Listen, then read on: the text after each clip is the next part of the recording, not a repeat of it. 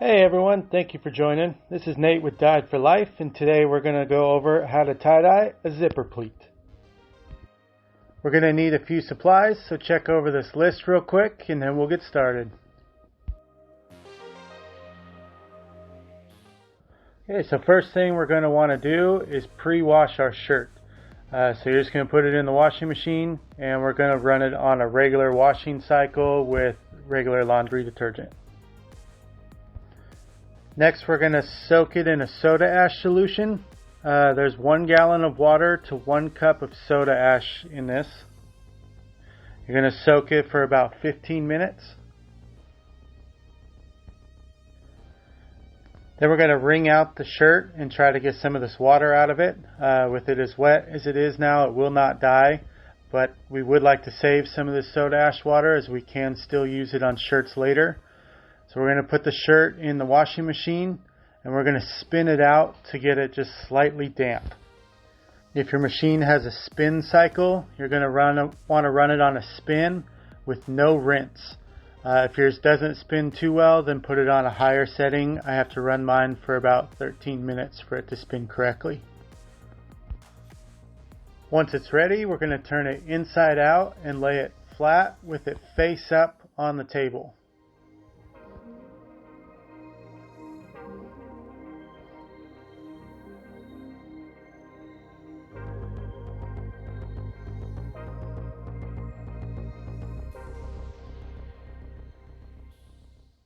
You're going to want to try to get as many of these wrinkles out as possible. Once it's flat, then you're going to fold it in half. Be sure to get all the wrinkles out again.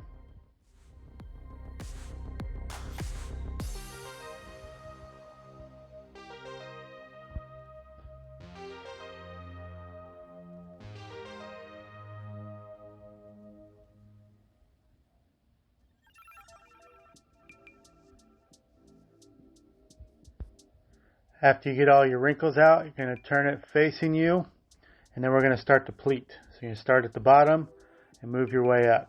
Make a little pinch and pull it in. Just pinch and pull it in. Pinch it again. Sometimes you're going to have to squeeze it a little bit just to kind of make these folds hold, but just pinch and fold your way up. You're going to continue to do this all the way up until about the armpit. And then once you start reaching the armpit here, on the right side here, you'll see that my pinches are about to get smaller. So I'm actually really just going to pinch on the left, and it's going to start to curve towards the sleeve. So you'll pinch and pull it in, and you'll see how it's starting to curve towards the sleeve, and just continue to do this.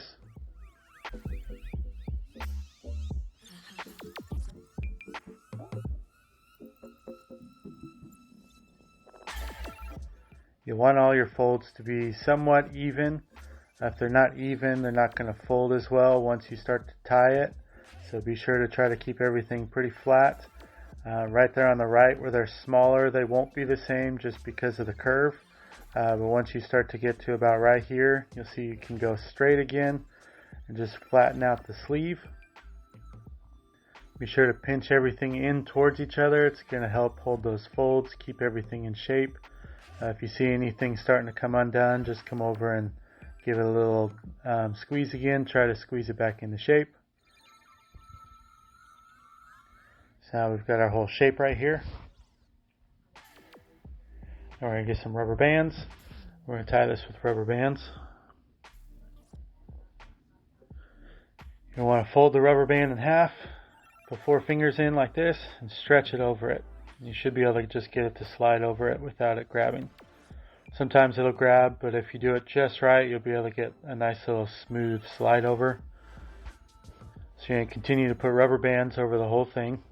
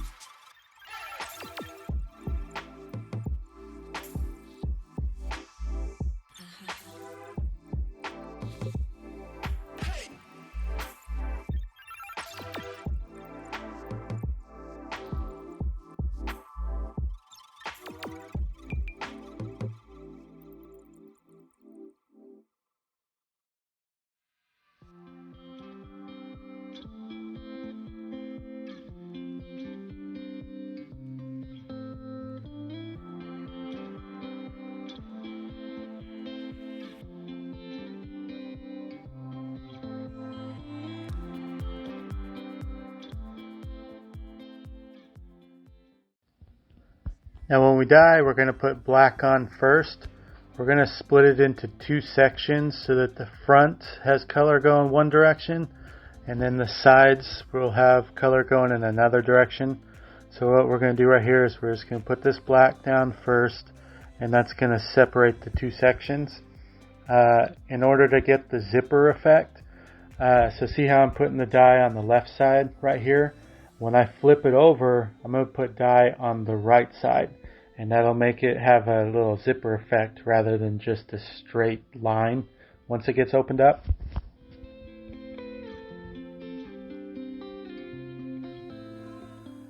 And we're going to start here with the brown. And so on this side, we're going to do a gradient fade.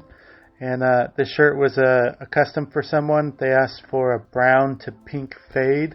So I'm going to have my darker brown down here on the bottom. And then I'm going to fade more to a pink up at the top. So I'll just put a little bit down of each color at a time.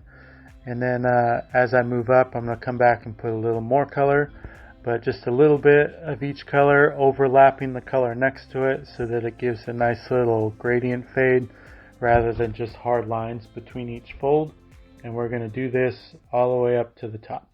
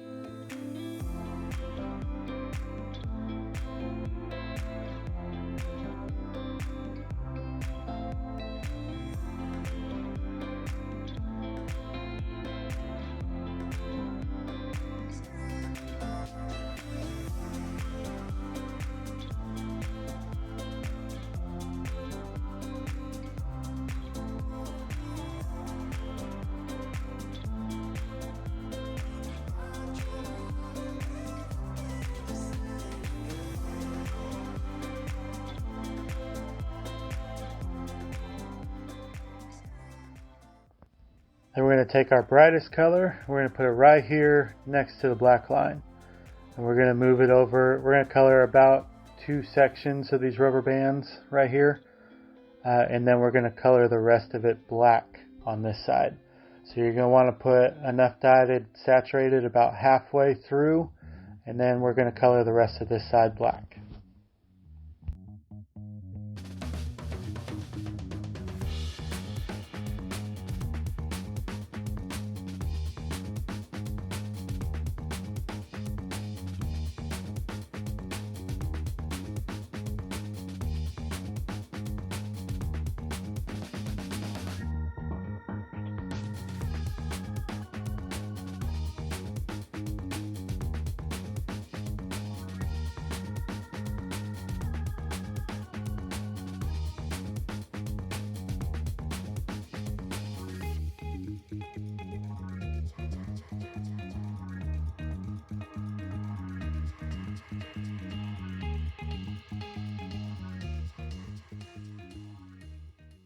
We're also going to put a little bit of black over this color right here. Not too much, you don't want it to take over, but just a little bit to be on there.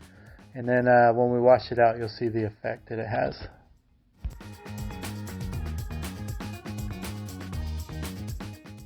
We're going to flip it over and we're going to put black on it first. So what we'll do is we'll put black on the right side of that rubber band where we colored it on the other side so that it has that little zipper effect. And then we're going to color the left side of the shirt the same way that we colored on the other side of the shirt. And then on the right side of that is going to have color.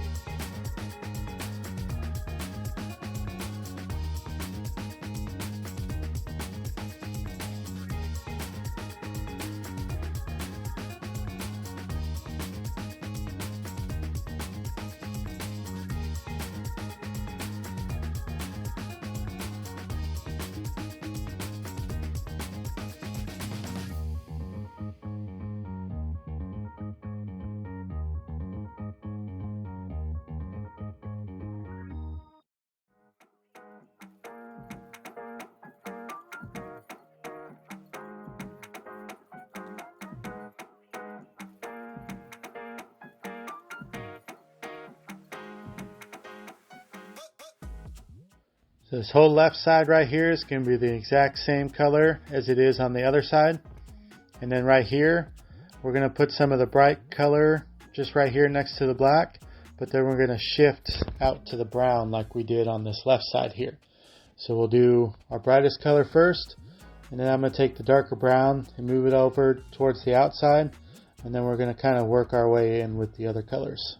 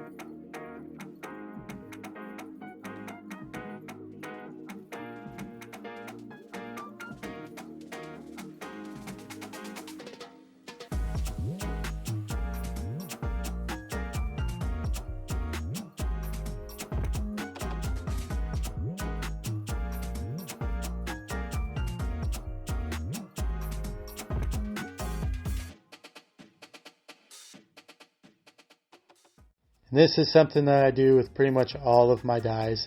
I put a little bit of black over everything. When you open it up, you'll be able to see why. This gives it a little bit of shadow, gives it a little bit difference in color, so it's just not one solid color. You've got a few different colors in there and a few different shapes. So I do cover most of it in black, but I do leave some of the color showing.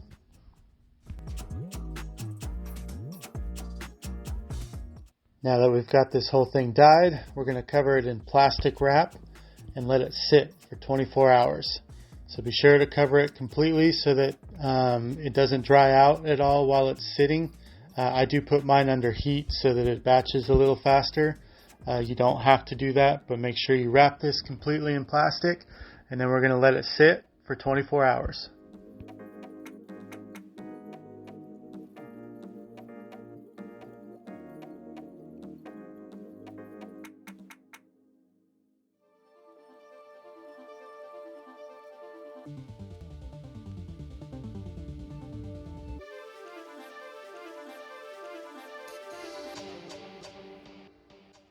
When you're ready to rinse, you're going to fill up a bucket with some hot water and some dish soap.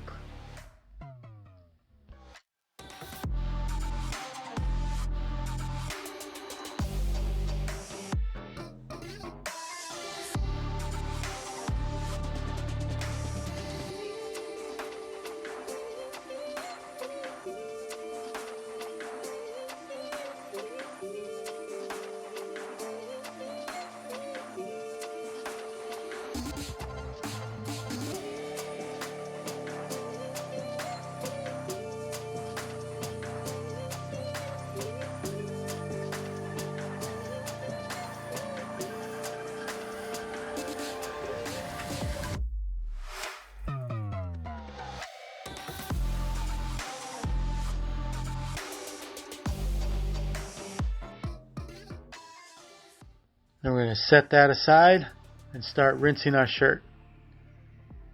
First, you're going to want to rinse with cold water, and you're going to rinse until it's mostly clear. So this could take a few minutes. Some of them take 5 minutes, some of them take 10 minutes. It really just depends. So just make sure to rinse it until it's mostly clear.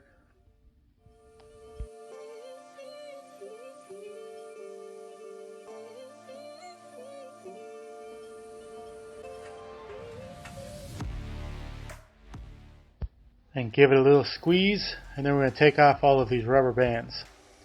Careful when you're taking them off because you can fling dye everywhere, so if you're in a spot where you don't want to get dye everywhere, just be sure to be very careful pulling these off.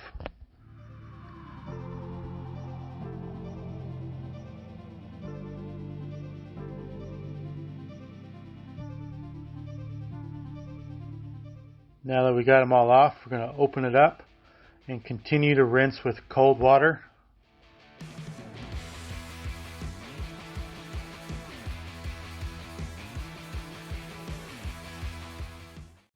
and give it a good squeeze. And now we're going to rinse with hot water. So you want to rinse with cold water first to try to get as much of the soda ash and dye out as possible. And then the hot water is going to get even more of the dye out. But if you do hot water first and there's still soda ash in the shirt, you could cause the colors to bleed into each other. So you want to do it cold first and then finish it here with the hot water. Make it as hot as possible, rinse it real good. This is going to be your last and final rinse, so rinse it until that water is mostly clear. Then we're going to move it into our hot water and dish soap bucket, let it soak for about 20 minutes. Then we're going to dump it out and rinse some of this extra soap water out. Your washing machine can't really handle this much soap. If you're only doing one, it's fine, but since I do a lot, I need to rinse them out. So be sure to rinse out your shirt first.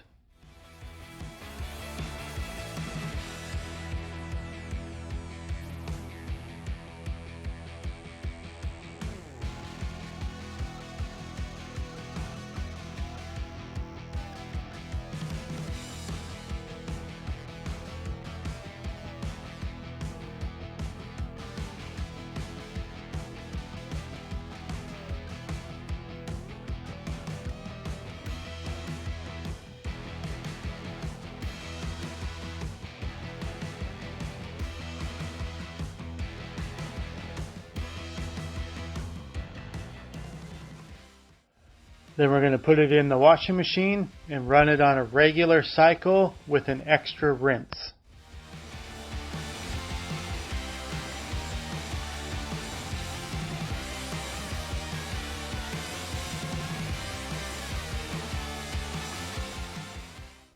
And I run on the low heat cycle when I dry. If you want to heat yours, you can, or you can tumble dry or air dry. This is really a personal preference. But I always dry everything on low heat.